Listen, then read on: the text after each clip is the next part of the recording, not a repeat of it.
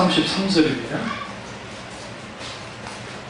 하나님의 말씀은 창세기 21장 33절입니다. 창세기 21장 33절입니다. 아브라함은 브엘세바에 에셀 나무를 심고 거기서 영원하신 여호와의 이름을 불렀으며. 아멘. 세 번째 시간 하나님의 이름들 중에 세 번째 시간입니다. 우리가 하나님 아는 지식 책으로 이제 나누고 있는데요. 우리가 하나님의 이름이 지역 이름이 된 이유가 뭘까요? 그 생각 안 해보셨어요? 성경 읽으시면서. 여호와 니시, 여호와 삼마, 여호와 샬롬, 이 모든 것은 지명 이름이 됩니다. 그 땅에 여호와 일이라 하였더라, 여호와 니시라 하였더라. 오늘 여기 브엘세바에서 에셀나무를 심고 엘올람의 하나님, 영원하신 하나님의 이름을 불렀습니다. 이런 의미에서 우리가 왜 땅에다가 하나님의 이름을 두었냐면 그 이유가 있습니다. 에레츠라고 하는, 에레츠가 히브리어로 땅이라는 뜻인데 그 땅은 하나님의 것입니다. 그래서 이스라엘 같은 경우는 지금 사유재산을 인정을 하지만 땅은 국가 거예요. 그리고 이제 국가 안에 땅이 다 갖고 있고 국가가 나머지는 계속 이제 임대를 하는 겁니다. 임대 형태로. 그래서 계속 물론 자기 재산인 건 사실이에요. 그러나 땅은 누구 거라는 인식을 가져요? 하나님 거라는 인식을 갖기 때문에 에레츠라고 하는 땅은 하나님의 것입니다. 그러니까 하나님의 이름을 영원한 곳에 다 둬야 되잖아요. 이름을. 그러니까 땅이 붙이는 거예요. 땅에 여호와의 일이라 불렀더라. 그래서 이 땅은 여호와 일의 땅이다. 영원하신 하나님의 그 이름을 그렇게 이제 부르는 거죠. 그리고 우리가 이제 좀 먼저 아셔야 될 게, 성경에 여호와 니시, 오늘 이제 엘올람 이런 그 하나님 이름이 나올 때에 이렇게 생각하시면 안 돼요. 잘 보세요. 하나님이라는 분이 크게 한 분이 계시는데 부분적으로 여호와 니시, 부분적으로 여호와 엘올람, 엘로힘, 여호와, 야훼, 엘샤다이 이렇게 부분적으로 있는 게 아니에요. 그렇게 하면 안 돼요. 그러니까 우리 퍼즐 맞추듯이 하나님이라는 분이 크게 한 분이 계시는데 이제 우리가 이 하나님 이름들을 공부하면서 이렇게 부분적으로 하나씩 이렇게 맞추면 하나님이 나타나지 않나? 이거는 잘못된 인식이라고요. 그걸 위해서 가르치는 게 아니고, 잘 들으세요?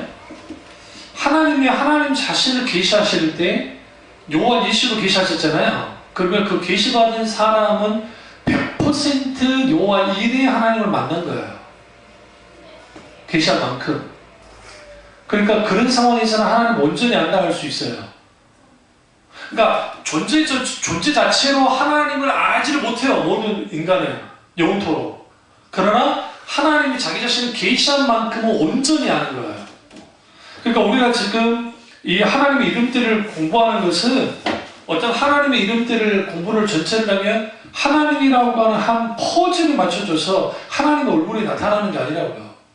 그러니까 계시된 하나님의 이름은 그 자체로서 완전해요. 그리고 온전해요. 그 계시를 경험한 사람도 온전히 그 시점에 하나님을 알고 있는 거예요. 무슨 말인지 아시죠? 모르겠어요? 다시 설명할까요? 여러 하나님의 이름이 있잖아요. 여러 하나님의 이름을 하나님으로 우리가 알아야 되니까 알기 위해서 여러 그 하나님 이름을 이렇게 탁탁탁 맞춰보면 하나님이 어떤 분인지는 알 수는 있잖아요. 어느 정도. 어? 그러니까 그것을 위해서 하나님의 이름을 공부하는 게 아니라고요. 우리가 아무리 하나님의 이름을 이렇게 퍼즐 맞춰도 하나님 맞춰주지 않아요. 무슨 말인지 아시죠? 너무 크고 광대하시기 때문에. 그러면 이걸 어떻게 해야 되냐면 엘올람이든 여호와 니시든 이후에 여호와 삼마든 어떤 하나님의 이름이 나올 때 그 하나님의 이름을 계시받은 사람들 있잖아요. 그 계시받은 사람은 그 시점에 하나님을 온전히 알고 있는 거라고요. 이 온전히 안다는 것은 하나님이 계시한 만큼 온전히 아는 거예요. 그러니까 하나님이 보여줄 만큼 온전히 아는 거예요. 우린 그걸 들여다보는 거예요, 계속. 그러니까 여러분이나 저나 이제 하나님을 경험할 때가 있을 거잖아요. 과거도 있었고 경험을 하게 되어 있으면 하나님이 우리에게 나타나셔서 하나님 그분의 이름을, 하나님 그분의 성품을 우리에게 따라 역사하시잖아요. 그러면 나는, 잘 들으세요, 나는 하나님이 비추신 만큼 알기 때문에 그 시점에 하나님 온전히 아는 거예요. 비추신 만큼. 그러니까 하나님을 아는 것은 모든 인간은 하나님 비춘 만큼만 알아요. 다도 아직도 이해가 안 되신다면 다시 말씀드릴게요. 아무리 대단한 신학자라 할지라도 하나님이 어떤 분이라고, 이걸 이제 전제적으로, 존재라는 의미를 좀 여러분이 이 철학적인 이 담론을 이해 못하니까 그런가 본데, 하나님 그분의 근본을 안다는 것은 불가능한 인간이에요. 그래서 성령님이 하나님의 깊으신 것까지라도 통달하신다 그러잖아요, 성경에. 그러니까 성령 하나님이 하나님이신 거예요. 하나님이 아니면 알 수가 없기 때문에. 그 자신을. 그러니까 하나님을 온전히 아는 수 있는 존재는 하나님 자신밖에 없어요. 근데 그 하나님이 숨어 계시지 않고 우리에게 계시하신다고요. 그런데 인간이 이해할 수 있을 만큼, 인간이 경험하고 알 수 있을 만큼만 계시하시는 거예요. 자기 자신을. 왜? 더 크게 계시해봤자 모르니까, 알 수가 없으니까. 그래서 인간이 깨달아 아는 만큼만 계시하셔서 보여주시는데, 그게 각 시대마다 보여주잖아요. 그러니까 아브라함이 엘샤다의 하나님과 올람의 하나님을 경험하여 안단 말이에요. 그 모세가 여호와 하나님을 경험했어요. 그러면 아브라함이 하나님을 경험하여 아는 것이 불완전한 게 아니란 말을 이렇게 하려고 그러는 거예요. 왜냐하면 그 각 시대마다 하나님의 계시가 부어질 때에 하나님이 계시한 만큼 하나님을 알았다고 한다면 그 사람은 하나님을 계시한 만큼 온전히 아는 거라고요. 그게 성경에서 말하는 호세아가 하나님을 알라, 힘써 알라는 말이에요. 그게 하나님이 우리에게 나타나셔서 역사하시는데 그 하나님 온전히 알아라는 거예요. 지금 당장 너희가 지금 하나님을 알아야 된다. 우리에게 역사하는 하나님을 알아야 된다. 근데 그 하나님이 각자에게 또 우리가 기계적으로 하나님이 역사하는 게 아니라 어떤 사람에는 여호와 니시 하나님처럼, 어떤 사람에는 여호와 살롬의 하나님처럼, 어떤 사람에는 하나님 여호와 삼마의 하나님처럼 각기 다르게 하나님이 나타나신다고요. 근데 각자 그걸 다르게 경험했다고 해서 부분적으로 하나님을 아는 것이 아니에요. 왜냐하면 하나님이 비추실 만큼 하나님을 다 온전히 아는 거라고, 내가. 그러나 이걸 이제 좀 더 확장하면 존재적으로 봤을 때 그럼 하나님을 아는 것이 그렇지는 않다는 겁니다. 존재적으로 봤을 때. 왜? 하나님 그분 존재를 인간이 완전히 알 수는 없기 때문에. 이 정도 하겠습니다. 이거 꼭 다시 집에서 들으세요. 내가 지금 너무 지루했어. 그 얘기죠. 질문 한 번만 갑시다. 하나님이 이제 올람의 하나님이 영원하신 하나님을 이제 다루니까 하나님 아담과 하와를 창조하셨을 때 죽지 않은 존재로 창조하셨나요? 손 드세요. 죽지 않은 존재로 창조했다. 들어야지. 아니다. 그러니까 우리 지체들이 제 설교를 뜨문뜨문 듣는 거예요. 뜨문뜨문. 그것도 의사 같아요. 뜨문뜨문. 보편적으로 세리주의자들은 인간을 창조하실 때 죽지 않은 존재로 창조했다고 봐요. 세대주의자. 한국교회에 아주 퍼져 있는 게 그런 사상이에요. 그러나 제가 분명히 설교했잖아요. 그렇지 않다고. 개혁교회에서는 그렇게 들여다보지 않아요. 만약에, 잘 들으세요? 아담과 하와가 죽지 않은 존재로 창조됐다면, 그리고 그 상태가 계속 유지되는 거라면, 기계적으로, 그 존재 자체로, 그럼 죽음이 들어올 수가 없어요. 목사님, 본질씨가 아니, 존재 자체가 그렇다면, 죽음이 없는 그 존재 자체로 창조되었다면, 그 사람이 아무리 죄를 져도 죽음이 들어올 수가 없다고. 왜 그러냐면, 존재 자체가 그러기 때문에. 천사의 경우가 그래요, 천사의 경우. 잘 들으세요? 천사가 창조됐을 때에 육신을 입지 않고 영적으로 창조됐어요. 그래서 영원히 죽지 않는 존재로 그가 창조됐고, 그리고 그래서 그들에게는 죽음이 없어요.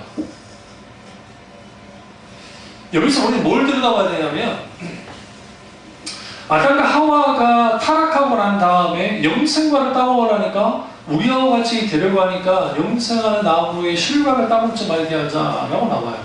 하나님이. 그리고 곧바로 하는 게 뭐냐면 에덴 동산을 추방을 한다는 거예요. 그러면 이게 좀 그 신학적으로 그러니까 깊이 공부를 하지 않으면 이 말씀을 어떻게 법률적으로 이해를 하냐면 아담과 하와는 원래부터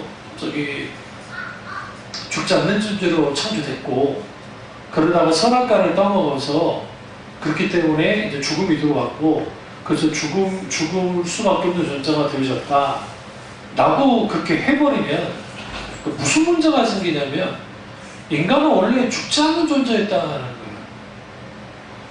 그 성경에 죽지 않는 존재를 창조했단 말이 어디 있어요?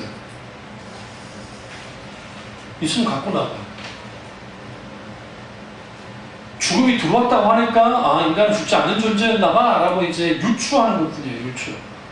근데 개혁교에서 왜 그렇게 보지를 않냐면 만약에 그 인간이 완전한 존재로서 창조된 건 사실이지만 근데 피조물로서의 완전한 존재죠예요. 그래서 우리가 인간이 완전하다 할 때는 하나님 완전한 건 완전히 달라요. 하나님이 완전하면 이거는 그 절대적인 것이고 인간의 완전함인 것은 피조물의 한계 내에서의 완전함을 가져요. 그럼 그런 의미에서 아담과 하와를 주님이 창조하셨을 때 분명히 하나님은 eternal life, 영생을 그들에게 심으시는 사실이에요. 그러니까 영원한 생명을 누리고 근데 그게 기계적으로 되는 게 아니고 잘 들으세요. 여기에 이제 개혁신학의 참 묘미가 나오는 게 기계적인 게 아니고 하나님과의 관계가 지속될 때 영원한 생명을 누리도록 창조된 거예요. 만약에 그게 아니라고 한다면 존재 자체가 죽음을 보지 않는 육체가 죽지 않는 존재로 창조됐으면 타락했다 할지라도 죽지 않아요. 절대로. 왜? 천사가 타락했지만 죽지 않았던 것처럼 육신이 없잖아요. 영적인 존재로 창조돼 죽지 않았던 것처럼 그랬을 거예요. 근데 인간에게 하나님이 영혼과 육체를 준 이유가 뭐냐면 그 육체를 주심을 통해서 하나님이 인간이 한계가 있는 피조물임을 분명하게 알도록 하신 거예요. 그러니까 이 잘못된 그 신학과 소위 말하는 신비주의적인 것들이 어떤 환상을 만들어놨냐면 그 낙원이라고 하는 그 세상, 그러니까 우리가 잘 아는 뭡니까 에덴 동산이라고 하는 완벽한 그런 낙원이라고 하는 세상, 그리고 그 낙원이라는 세상에 있었기 때문에 그들은 영원히 죽지 않을 거야. 왜? 그냥 기계적으로 하나님이 그렇게 영원히 죽지 않는 존재로 그렇게 놔둔 거야 라고 해버리면 뭐가 문제가 되냐면 인간의 타락을 이해할 수가 없어요. 절대로. 그래서 이걸 구속사적인 의미나 여러 가지를 들여다봤을 때에 밀턴의 신라공과 복락이라는 그 책을 읽어도 알겠지만 하나님이 낙원을 회복시키실 때에 유일한 방법은 하나밖에 없었어요. 하나님이 하시는 죽음이었어요. 죽음. 그러니까 그 기계적으로 아담과 하와가 그냥 자동적으로 죽지 않는 존재로서 창조되었고 그랬던 그들이 선악과를 따먹어서 죽음이 들어왔고 그 죽음이 들어온 것을 하나님께서 이 땅에 십자가에 죽으셔서 그것을 구원했다는 게 일반적인 보편적으로 알고 있는 것이고 개혁교회에서는 그렇게 보지 않아요. 개혁신학에서는 절대로. 그러니까 그거는 인간을 어떻게 이해하고 있냐면 이걸 이제 그 낙관론적으로 인간을 볼 것인가 아니면 이걸 그러니까 비관론적 인간을 볼 것인가 이해할 때에 아담과 하와 타락하기 전에는 중립적이에요. 같이 중립적이에요. 그러니까 아담은 완전히 선하기도 하고 완전히 악할 수도 있는 가능성을 다 갖고 있어요. 하나님 그렇게 창조했다. 그러니까 인간은 완전하게 악할 수도 있고 완전하게 선할 수도 있는 존재를 창조했고 하나님은 자유의지를 그대로 줬단 말이에요. 그러면 이 가르침이 왜 어렵냐면 뭘 이야기냐면 하나님이 큰 구속의 경륜을 쭉 따라가야 돼요.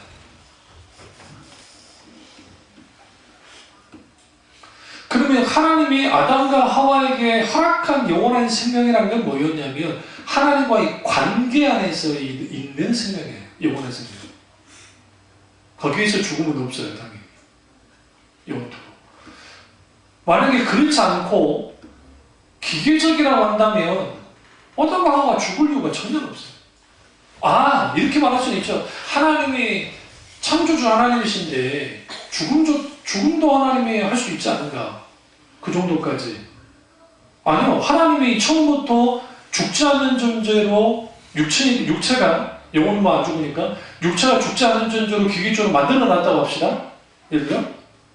잘 들으세요? 근데 하나님이 그걸 죽지 않는 존재로 만들어 놨는데 그걸 죽이잖아요? 그럼 하나님 자신이 모순이 돼요.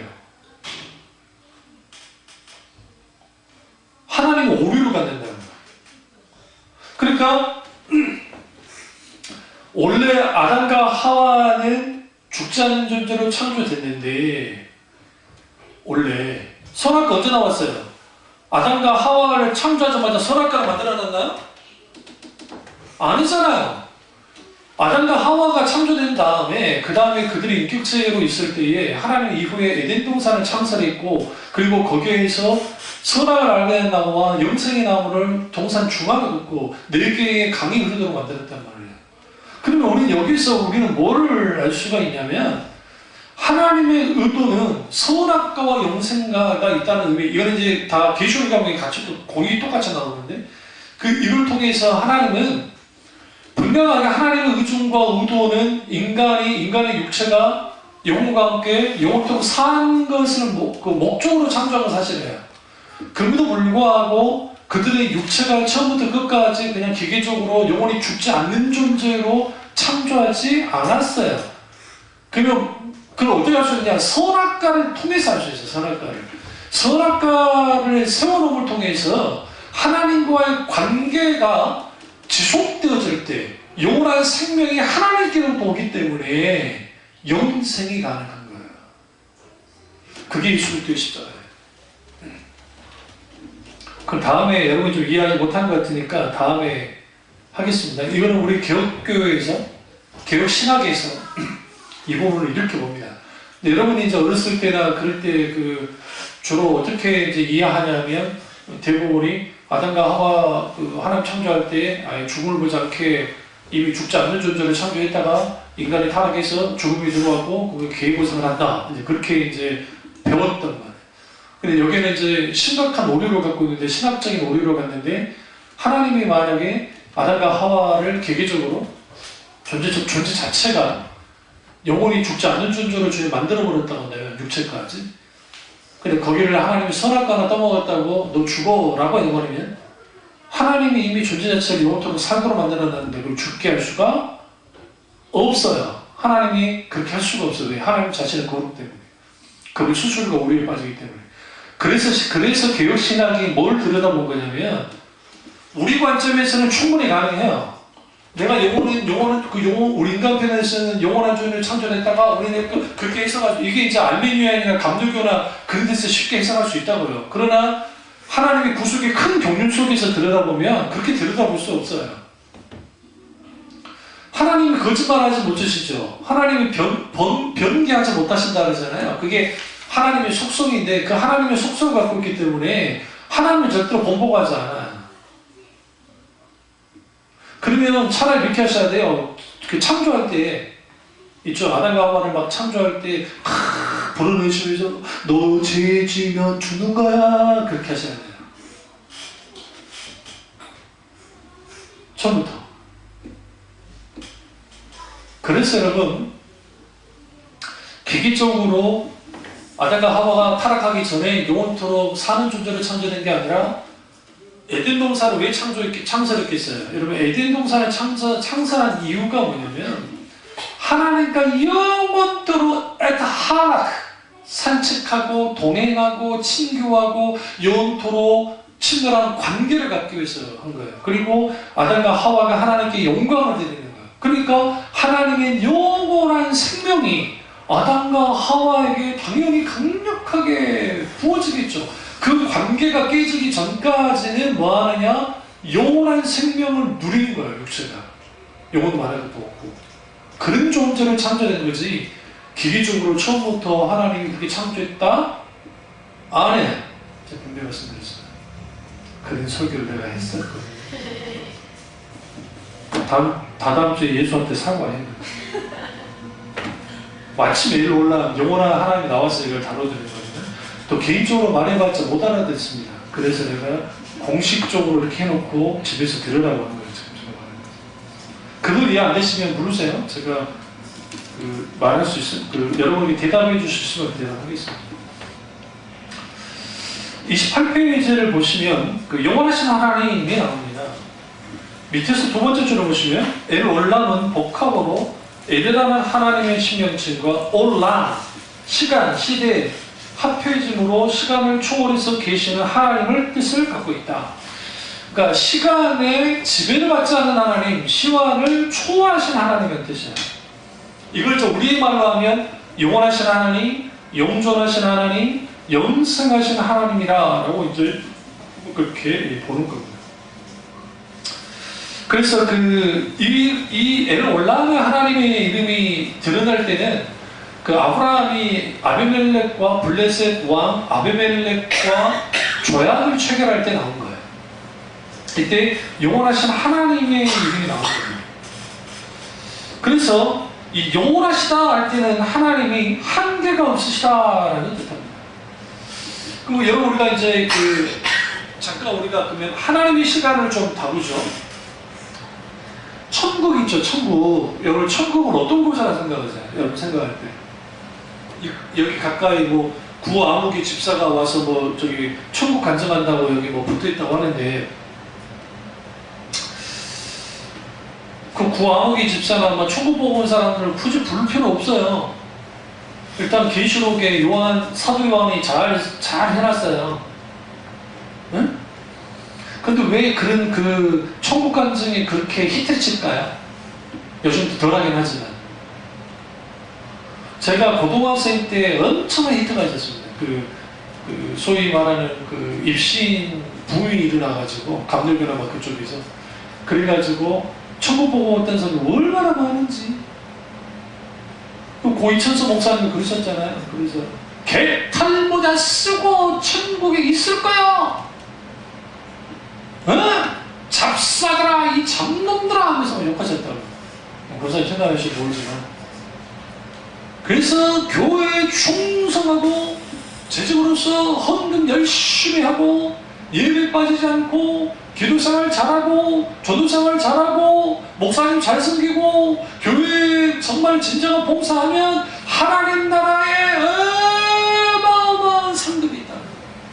그러면서 제시한 게 거대한 저택, 거대한 맨션, 거대한 아파트였어요.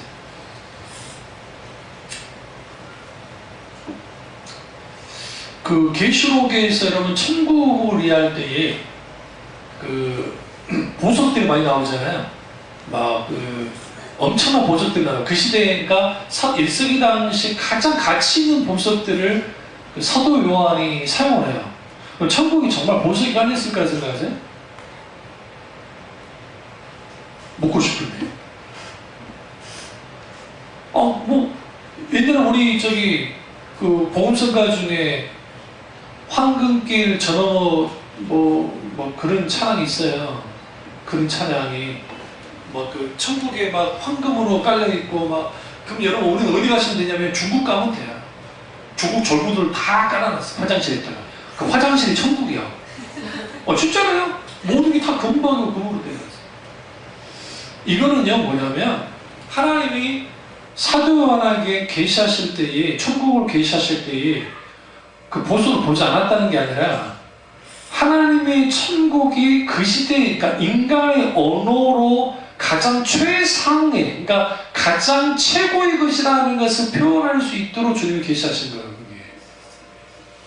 천국이 어떻게 되어졌는지는 누구도 몰라요. 저도 몰라요.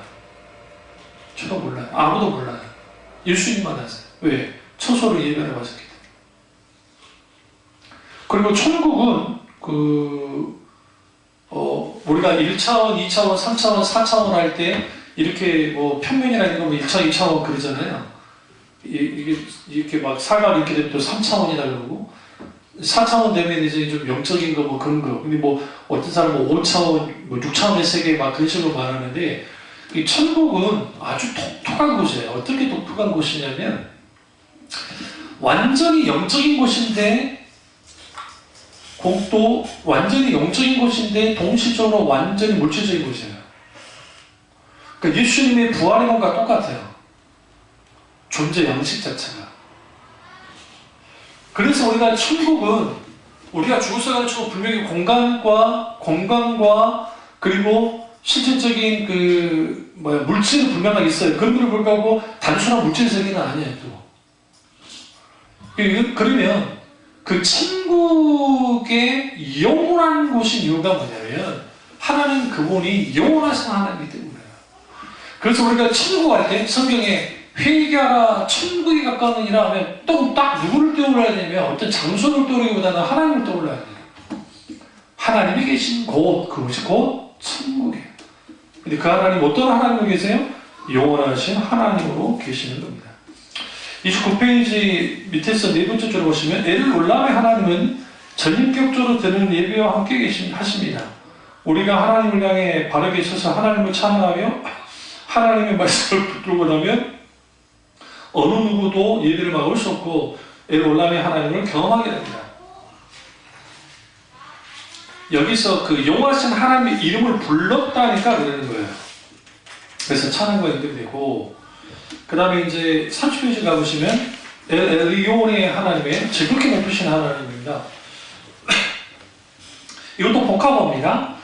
그 엘리온은 가장 높은 이라는 뜻을 갖고 있어요. 그래서 가장 높으신 하나님이라는 뜻을 갖고 있습니다. 그래서 하나님께서 모든 우주의 주권적 통치자라는 사실을 가리키는 신명칭입니다. 즉 역사를 주관하시고 다스리시는 지극히 높으신 하나님을 뜻합니다.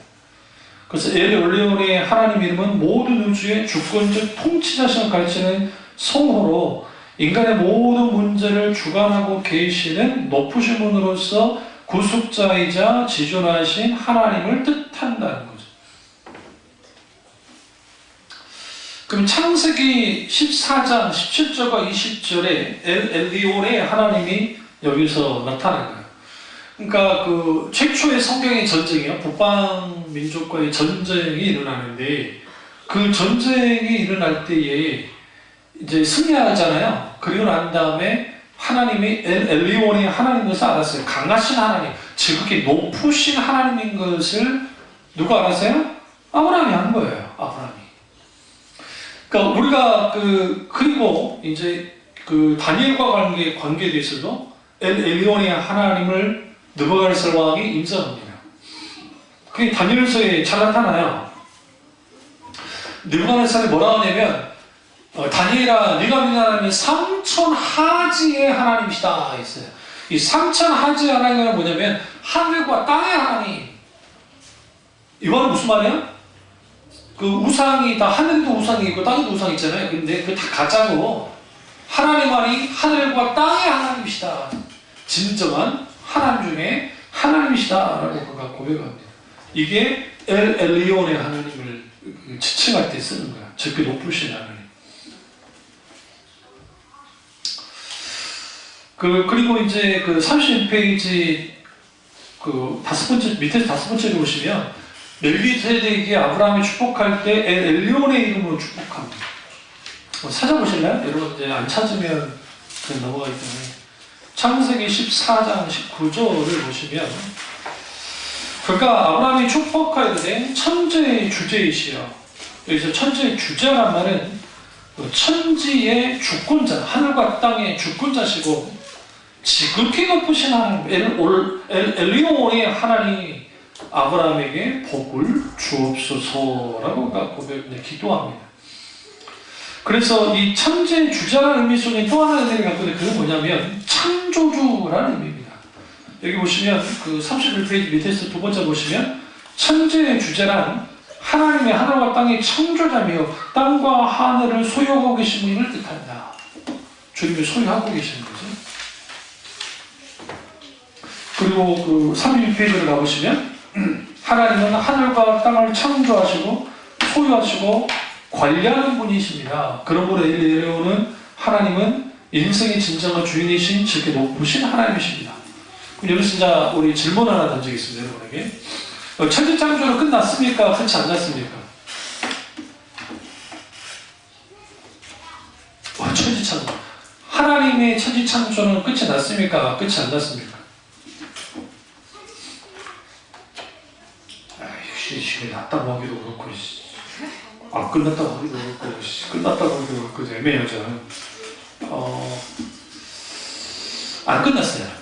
만약에 우리가 하나님의 천지창조가 끝났다고 한다면 좀 깊이 생각해야 돼요. 물론 그 하나님이 7일 만에 창조한 그 사역 자체는 끝이 났는데 그 여전히 창조하는 세계에 일하신 하나님으로서 계속 일하고 계세요.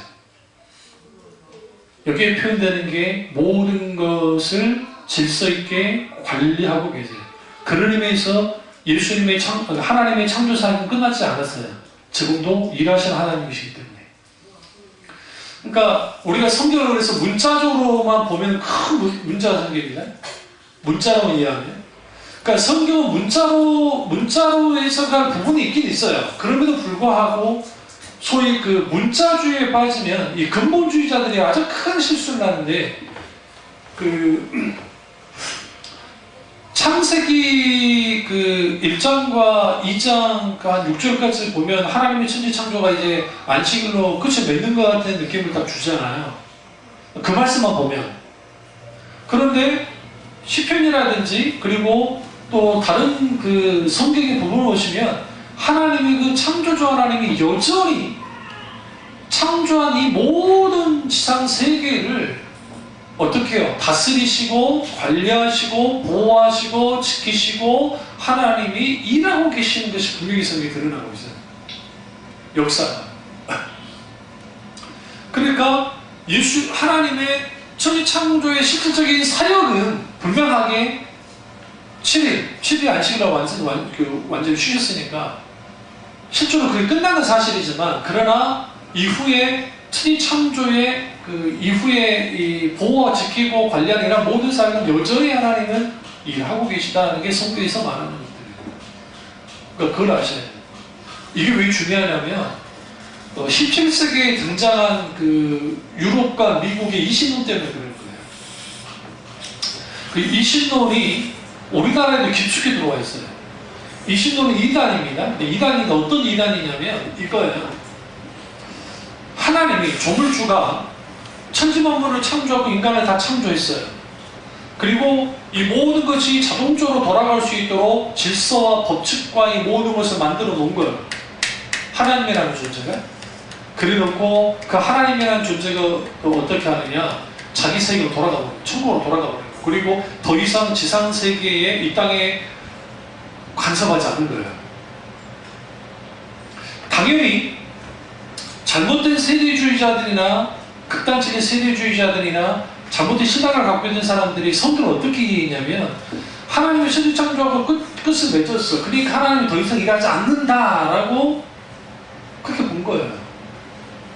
그리고 이 신론이 교묘하게 무신론과 결합이 되면서 그 시대의 사조에 무신론과 결합이 되면서 신이라는 존재가 있는 게 아니라 자연 그 자체가, 그러니까 자연이 있잖아요. 그 자연 그 자체가 신적인 존재일 것이다 라고 한 거예요. 그래서 아이러니하게도 범신론이 나와요. 그 안에서.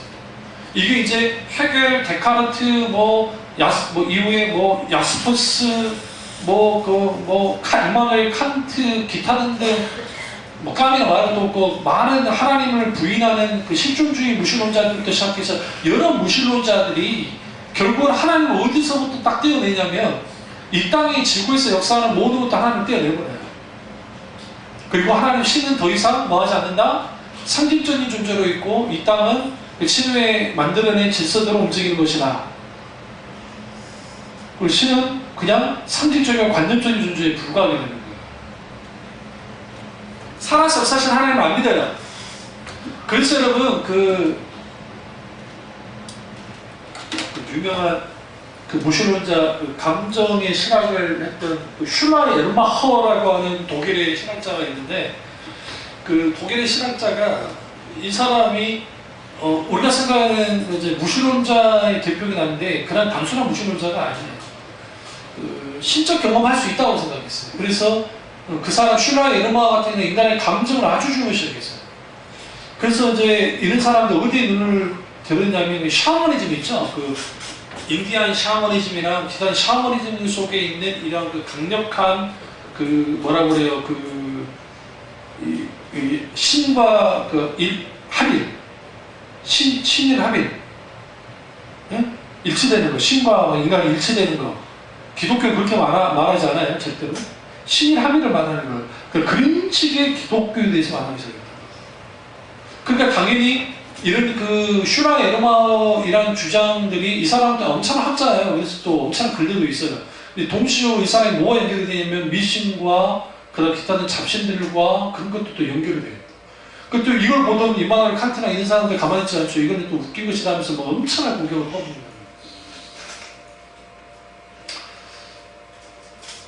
거예요. 쉬어가는 시간으로 여러분이 너무 진지하니까 우리나라 무당은 언제 생겼을까요?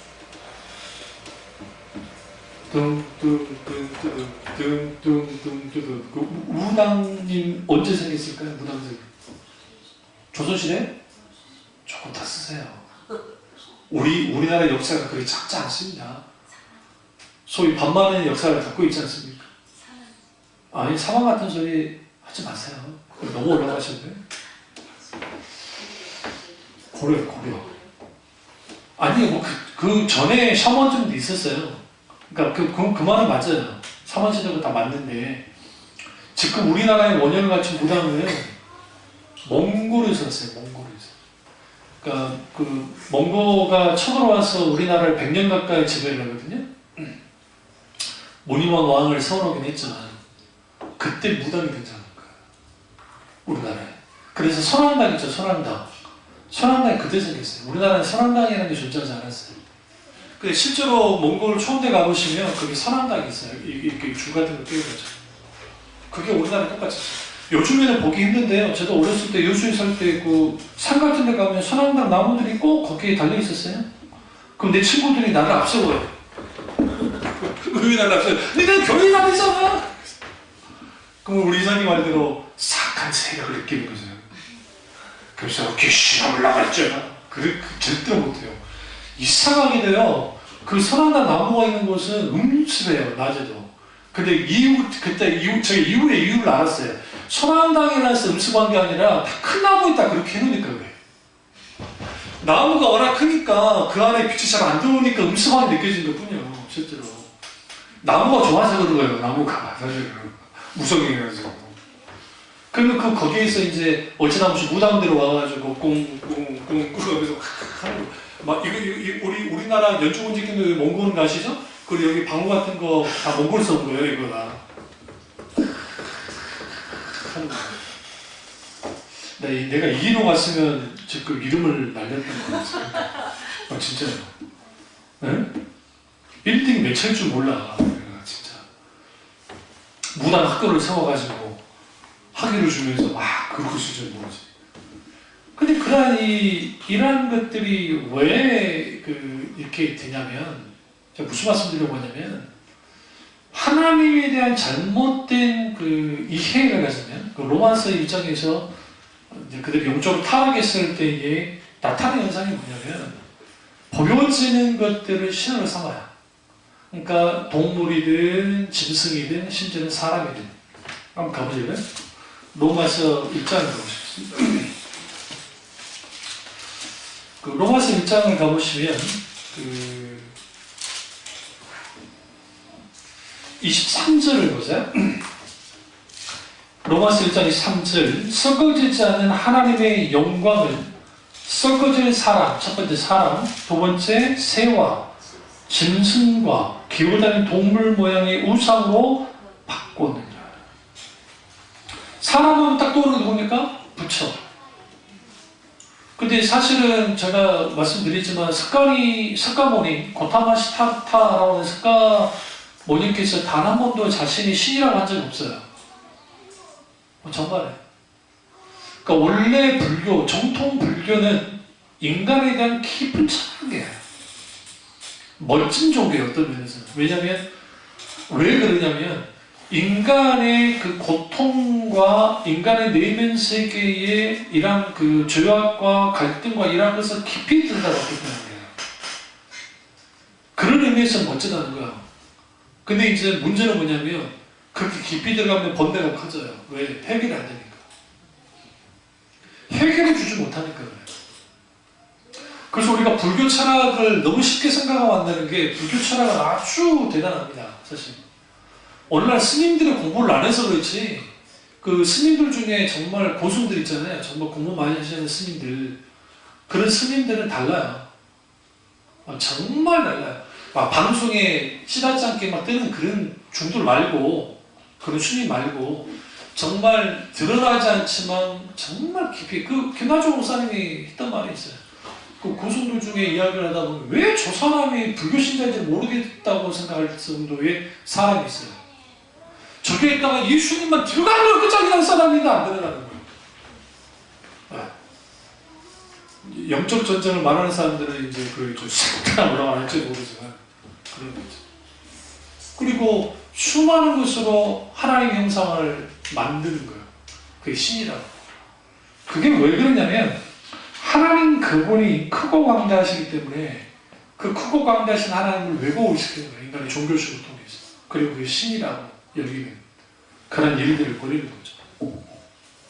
그러면 이제 우리가 중요한 엘칸나로 가겠습니다.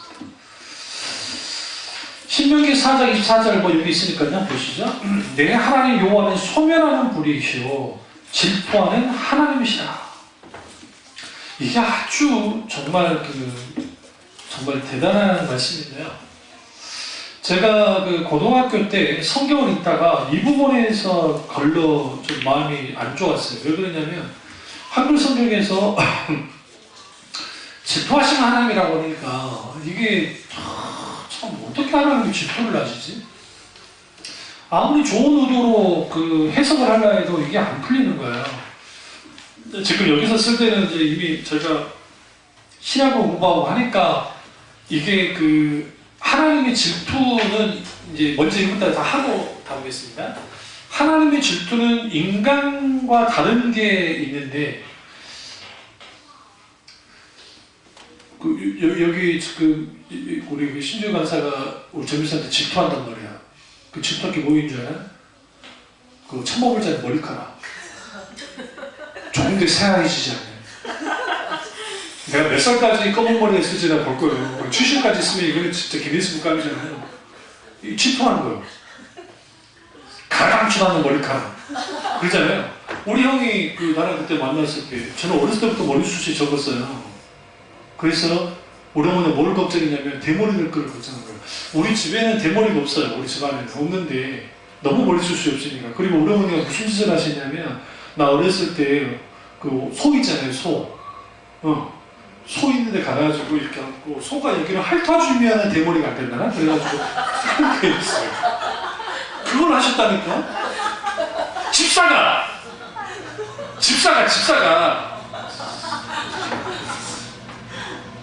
이것도 유튜브 나가는데 안 되는데 이걸 안 올려야겠구나. 근데 그 시대에는 그런 게 있었잖아요. 권사님 계시지만 민간 진짜 이게 희한한 민간 신앙이 있잖아요. 그래서 이걸 해가지고 그 덕이 했는지 아직까지는 벗겨지지 않아요. 근데 우리 형이 저를 만났을 때 동생 왜 심었는가? 뭘 심었대? 나 머리 많이 심었네? 저 형이요 진짜 반곱슬에 머리숱이 많았어요. 진짜 많았어요. 저는 비교도 안 돼요. 우리 형은 그 짓을 안 해도 됐어요. 소한테 할 필요가 없을 정도였다고.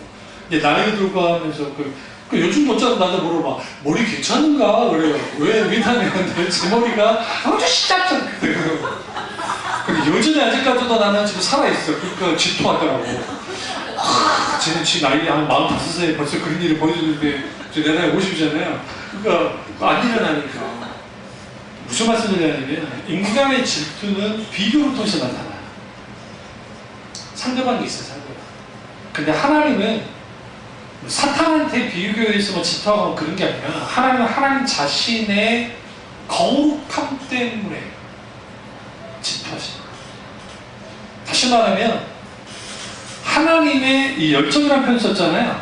그 엘칸나 할 때 칸나는 질투하는 뜻도 있지만 이 질투는 하나님의 열정을 뜻하는데 무엇에 대한 열정이냐면 하나님의 거룩하심에 대한 열정, 하나님의 완전하심에 대한 열정. 그런데 인간이 하나님의 거룩을 침해할 때에 하나님이 불같이 뭐하느냐면 엘칸나의 하나님거든. 이게 하나님, 이게 질투하시는 하나님. 그러니까 하나님은 하나님의 누군가의 질투하는 대상을 통해서 질투하시는 게 아니라 하나님 그분의 거룩하심, 하나님 그분의 완전하심이 침범당할 때에 그때 하나님이 하나님의 거룩하심 때문에 질투하십니다. 그래서 여기에는 또 하나가 더 필요한 게 뭐냐면 밑에서 36페이지 10번째 줄을 보시면 하나님의 질투는 하나님의 사랑의 열정을 떠나서는 이해할 수 없습니다. 그러니까 그 사랑의 열정이 있어요. 하나님의 사랑의 열정.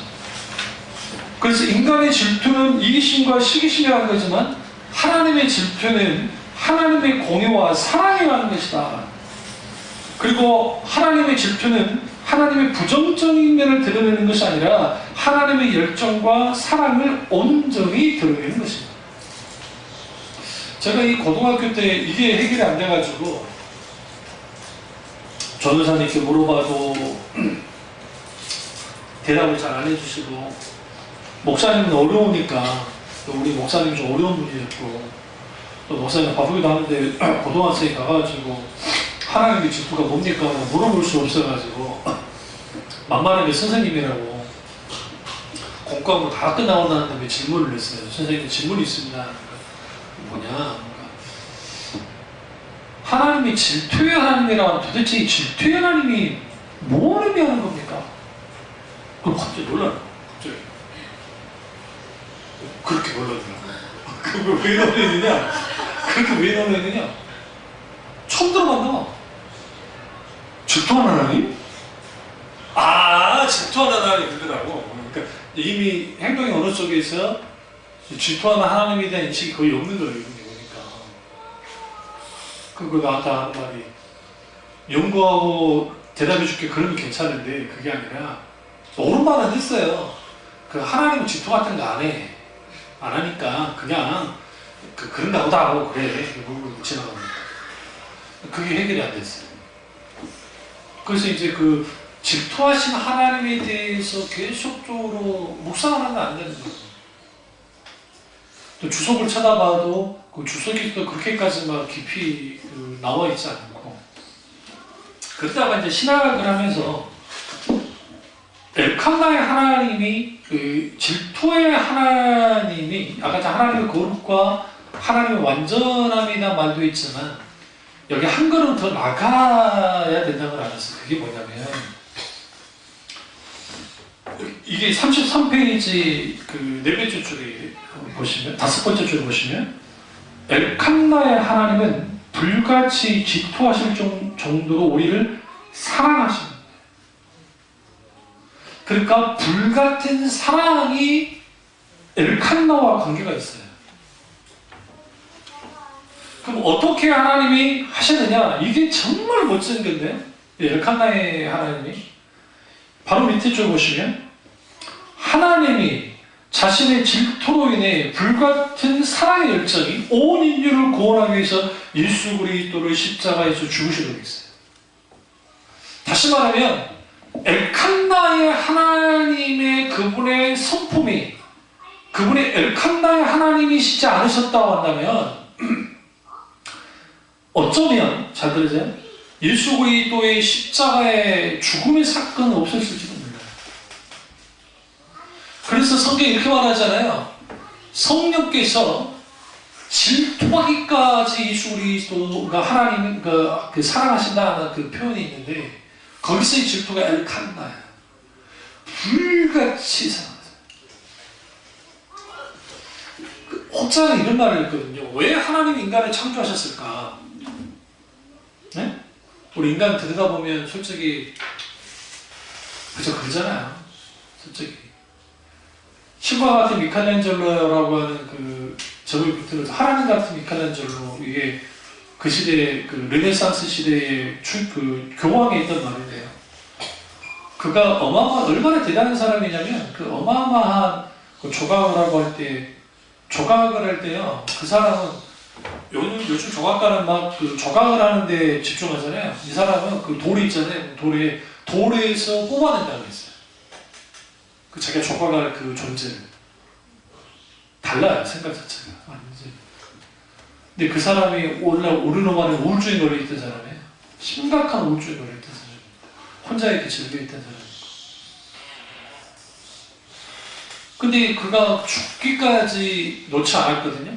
그 나이가 80돌인가 셋인가 죽었는데 오래 살았죠. 그 시대에 있던 분들은. 불과 며칠 전까지도 이거 저기 계속 그 정 찍다가 그런 후에 돌아가셨어요.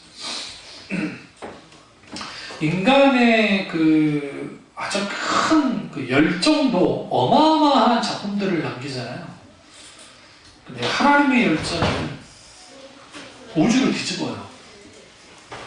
그리고 하나님 존재 자체에서 나오는 이 열정이었기 때문에 그 열정으로 하나님 인간을 창조했는데, 이게 가장 중요한 게 모든 만물은 인간으로서 만듭니다. 사실. 그래서 잘 배운 사람, 못 배운 사람, 못난 사람, 잘난 사람, 사람들끼리는 그걸 나누고, 사람들끼리는 그것에 대해서 계급과 가격과 가치를 먹일지 모르지만, 하나님 앞에서의 초월해 있는 무지력이든 심지어는 노숙자든 거지랄지라도 하나님의 형상으로 창조된 인간은 하나님 앞에 가장 큰 가치를 갖고 있어요. 그리고 그 가치는 하나님만한 가치예요. 그 가치를 가지고 주님이 뭐 하셨느냐? 하나님이 진정한 사랑의 열정을 예수 그리스도의 십자가의 죽음으로 보여주셨대요. 그러면 여기서 엘칸나라는 하나님의 이름은 우리를 열렬히 사랑하신다는 하나님 자신의 행동의 메시지가 있는 거예요.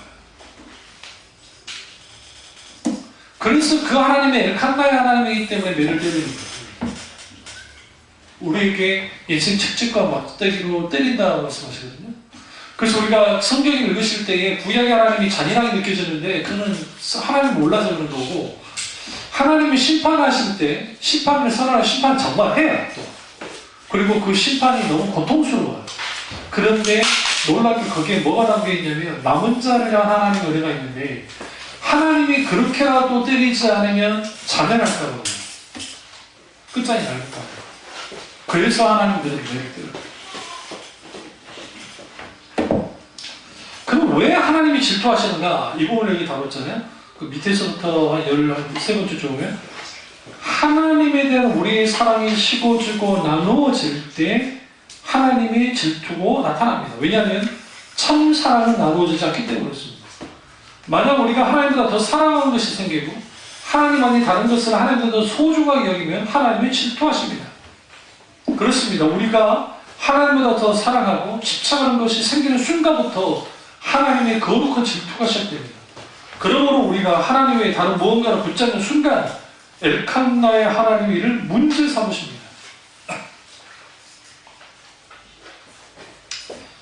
그래서 이렇게 필요한 게 뭐예요? 하나님과의 우리 사람의 사랑을 잘 관리하는 거예요.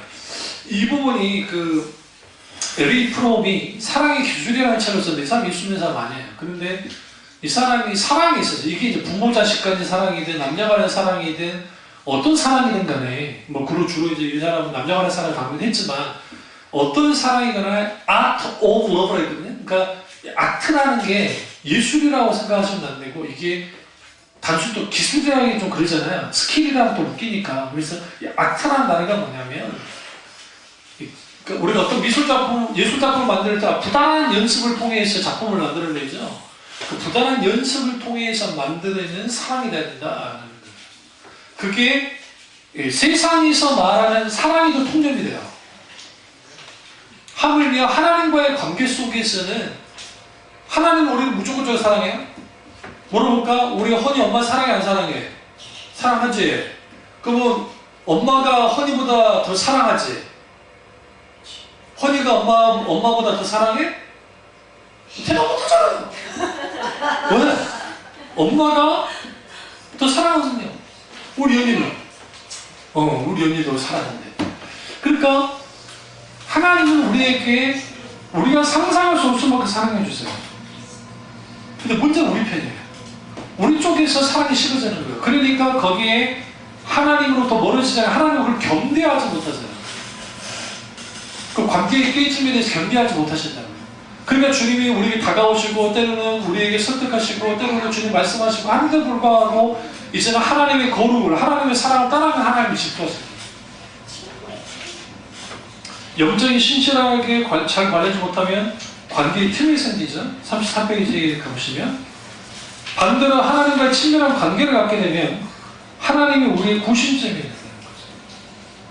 그래서 여기에 필요한 게 뭐냐면 우상을 폐기하고 헐고 무너뜨리는 거예요.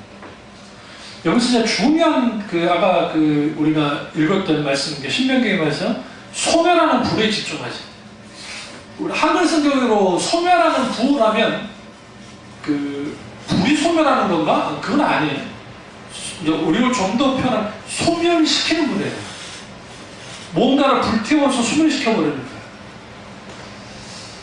이 불이 아주 이게 뭐와 관계 있냐면 하나님의 불은 이제 이 비유적인 측면에서 뭐까지 다 불태워 없어버리는 바닷물까지도 태워버리는 거예요. 여러분 생각해보세요. 바다를 태울 수 있는 불이 있습니까? 용암이 있죠. 용암이 막 와가지고 하지만 그러나 결국은 용암도 뭐하죠? 바닷물에 식어지잖아요. 그런데 하나님의 불은 뭘 태우고 남아요? 이 지구상에 있는 모든 바닷물을 태우고도 남을 만큼의 강렬한 거예요. 그럼 이게 왜 하나님 질투하시는 건가? 그들이 나를 떠나고 나를 멀리하니까 그냥 성질해내서 그런 것인가? 그거 아니에요. 우리를 지키려고 해요. 우리를 지키고자 하는 질투를 하시는 거예요.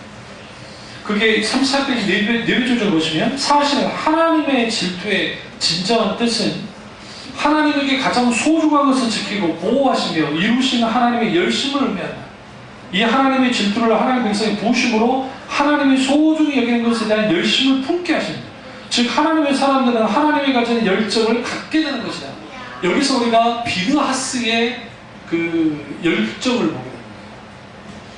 우리가 이 비느하스가 하나님을 향해서 열심을 품습니다.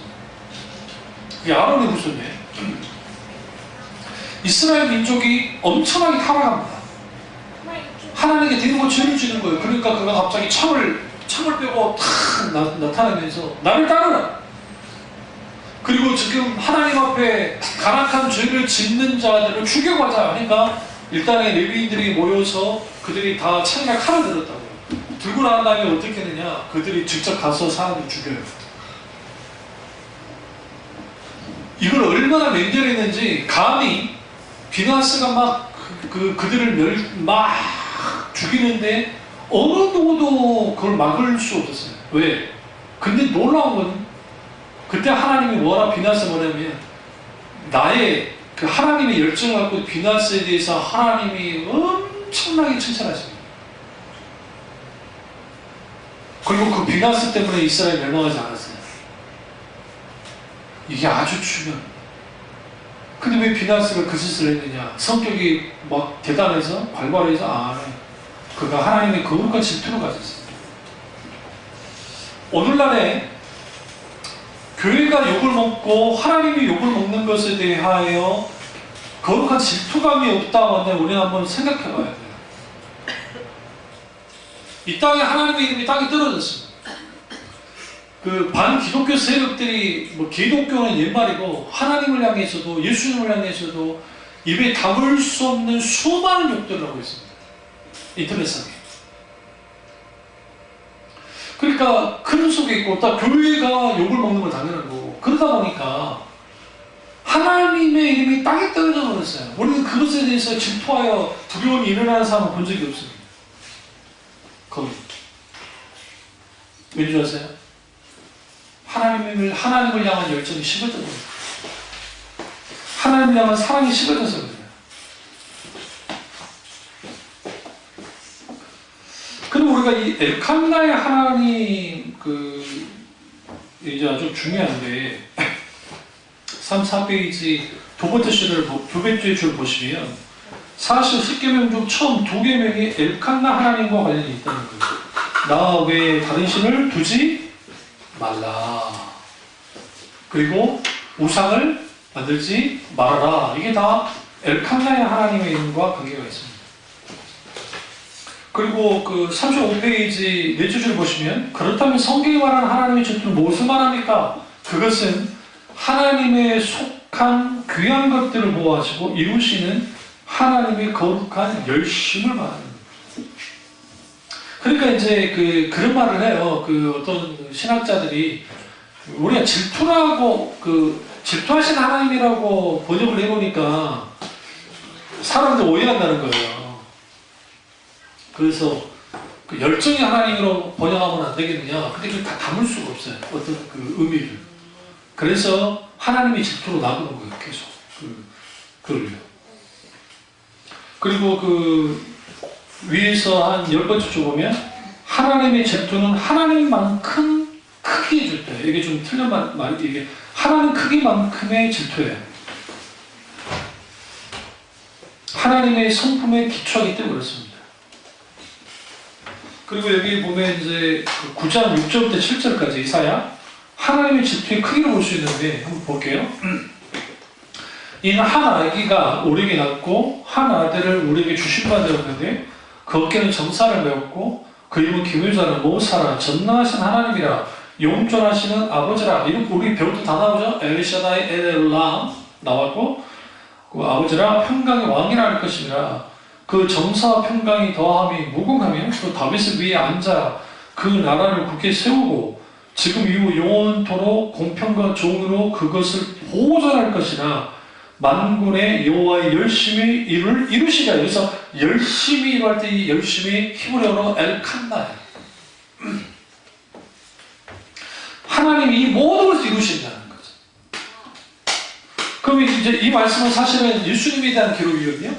예수님이 이 땅에 오실 때에 전능하신 하나님, 용전하신 아버지로 오시는 거예요. 그러니까 우리가 이런 사람들이 있어요. 예수님이 어떻게 하나님이시냐라고 하시는 분들 있잖아요. 근데 구약에서 이 부분을 분명히 말하는 거예요. 한 아기가 낳았다 했잖아요. 그 아기가 누구예요? 예수님이에요. 이걸 이제 유대교에서는 누구로 보냐면 예언자 예레미야라고 이사야 자신이다 그렇게 보지만 그게 잘못된 거고요. 그리고 하나는 우리에게 줬어요. 그 아들이 어깨에 정사를 맸어요. 기묘자 모사. 이 기묘자라 모사라 이것은 하나님께만 메시아나 하나님께만 쓰이는 칭호들이에요. 이분이 하나님이신 것을 여기서 드러내고 있습니다. 그런데 놀라운 게 이 예수님을 이 땅에 우리에게 보내신 게 뭘 통해서 보내신 거예요? 만군의 여호와 하나님의 질투가 하나님을 이 땅에 보내신 거예요. 하나님 안에. 이게 아주 중요합니다. 이걸 쭉 읽어보시면 되고요. 그래서 36페이지 넷째 줄, 위에서 넷째 줄 보시면 이사야를 포함해서 당시 어느 누구도 앞으로 오시는 메시아가 전능하신 하나님이 용자하신 아버지가 되실 그 꿈에도 생각하지 못했기 때문입니다. 그런데 예수는 정확하게 하나님이 이 땅에 오신 분입니다. 그리고 그인 이사야가 이야기한 것처럼 하나님이 열심히 이루셨습니다. 이것이 바로 하나님 열심의 크기입니다. 하나님이 인간의 몸을 입고 이 땅에 오신 것이 하나님의 열심이 이루어진 겁니다. 그러니까 우리가 하나님이 인간에 대신 사건에 대해서 말할 때 구속사조로 보면 인간을 구원하기 위해서 오셨다고 하죠. 그걸 실행시키게 된 것은 사실은 엘칸나 하나님 그분의 열정, 열심, 그분의 질투가 이 일을 가능하게 했다는 거예요. 그러니까 우리가 여기서 그래서 우리가 하나님의 이름을 공부해야 되는 이유가 뭐냐면 성경을 읽다가 우리가 읽고 지나가 버리는데 사실 여기에는 지금 하나님의 이름에 엘칸나가 지금 관계가 있다는데 그걸 못 읽고 가는 거예요. 그냥 그냥 이사야 6장 그 말씀 보면 그냥 이거는 뭐 예수님이 이 땅에 오실 9장 6절을 7절 보면 예수 오신 것에 대한 말씀인가 보다 라고 지나가 버리거든요. 근데 뭘 읽지 못하냐면 하나님 열심히 이루시니 할 때 그 엘칸나를 읽지 못하면 성경의 반만 읽고 나머지는 그냥 놓쳐버리는 일들을 이제 가는 거죠.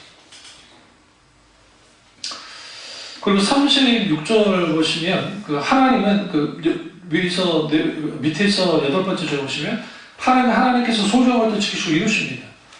우리들이 하나님을 소중히 여기면 소중히 여기고 그것을 높일 때 놀라운 하나님의 은혜와 하나님의 뒷받침을 경험하게 됩니다. 그러니까 하나님이 소중히 여기는 것을 우리가 소중히 여기면 하나님이 기뻐하시고 우리를 도우시죠.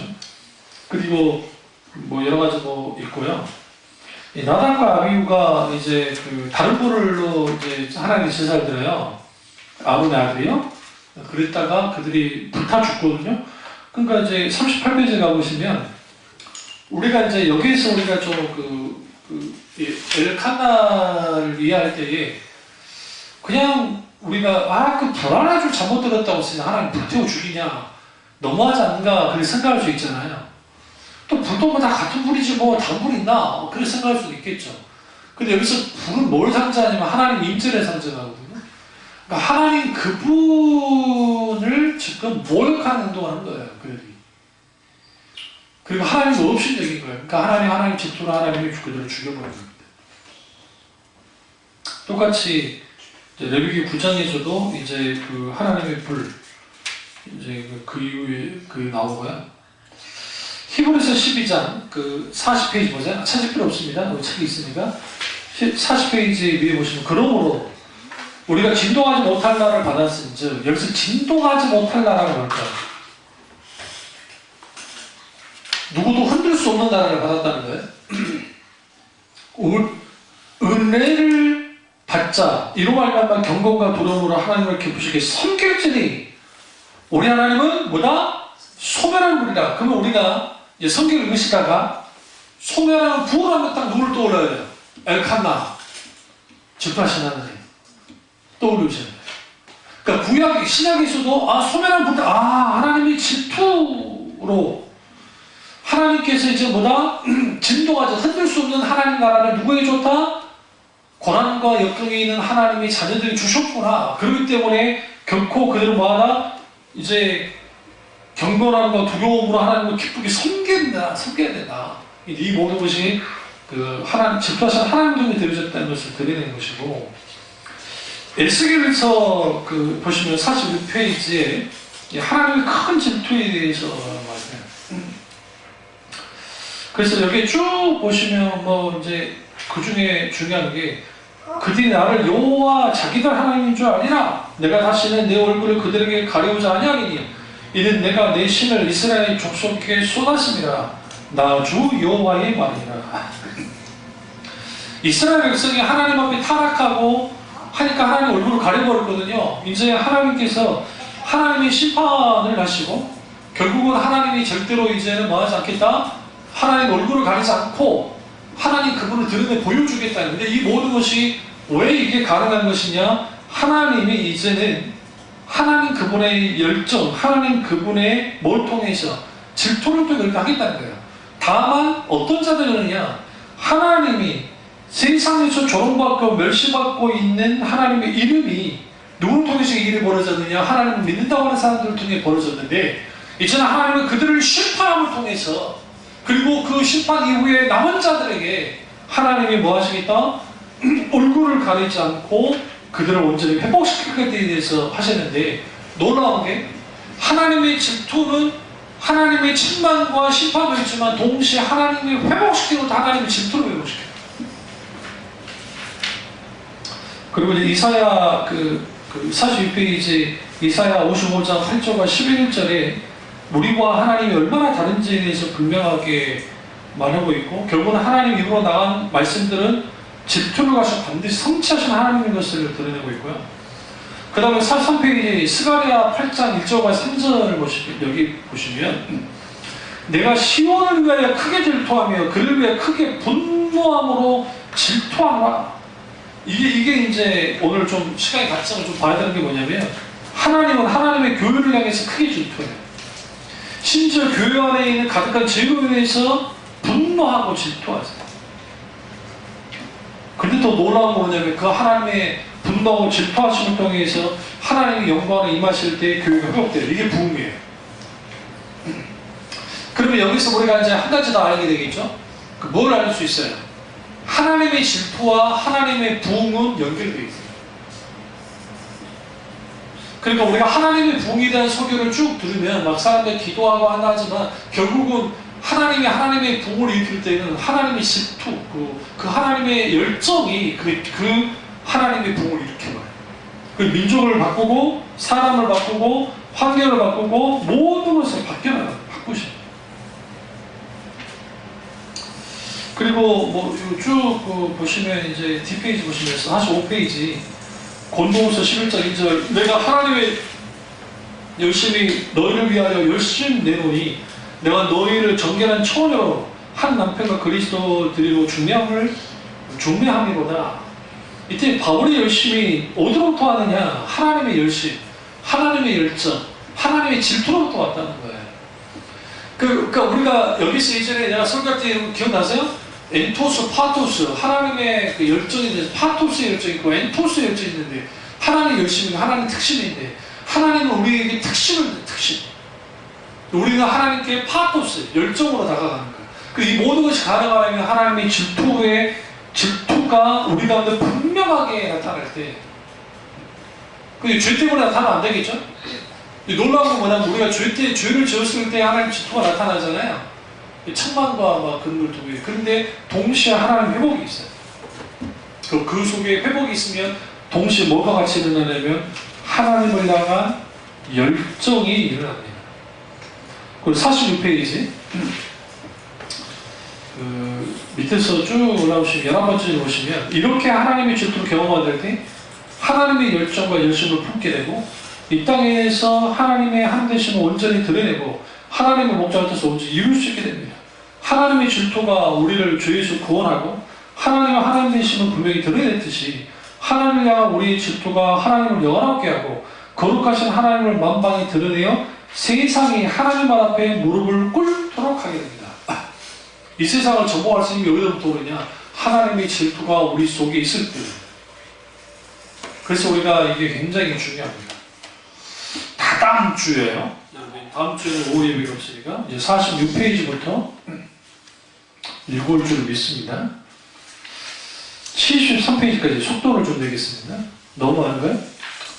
네, 여러분 시험 들지 않게 줄이겠습니다. 56페이지까지 짧죠? 46에서 56페이지 딱 10페이지에요. 까지 읽어오시면 읽어가지고 다루도록 하겠습니다. 기도하겠습니다. 잠깐 우리 기도하실 때